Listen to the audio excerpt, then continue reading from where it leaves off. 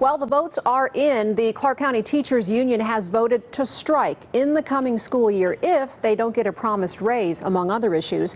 Now, this comes as Governor Sisolak reaffirmed his commitment to giving a raise this upcoming year.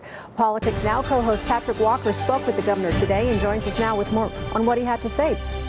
Well, Denise, the governor has been very clear for months. He says the money he budgeted to give to schools for teacher raises will be there. The looming issue is what happens related to the Clark County School District's projected $120 million budget shortfall. I'm confident that you're not going to find a group of individuals that are going to work harder than we are right now. With 3 weeks to go until the end of the legislative session, Governor Steve Sisolak says lawmakers are working at a fever pitch to make sure his education priorities are funded. What's clear at this point are the priorities Sisolak wants funded: a 3% raise for teachers, a 2% step increase, additional funds for educator health insurance and classroom resources. Minus any shortfalls that any one school district might have.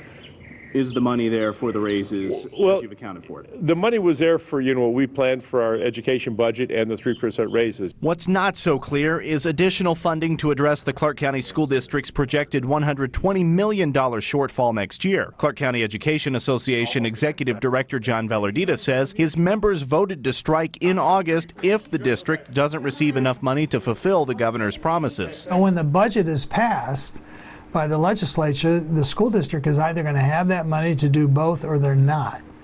And if they're not, the district has already announced it's going to make budget cuts, including up to 1,500 positions. Velardita says the union didn't take the vote lightly. It's illegal by state law for public employees to strike, but the issue has reached a tipping point. Sisolak says he's concerned about yearly budget deficits at different school districts. Velardita says lawmakers have a chance to help fix that issue now. We think it's a state issue, and that is how much more money is going to be invested in the Clark County School District.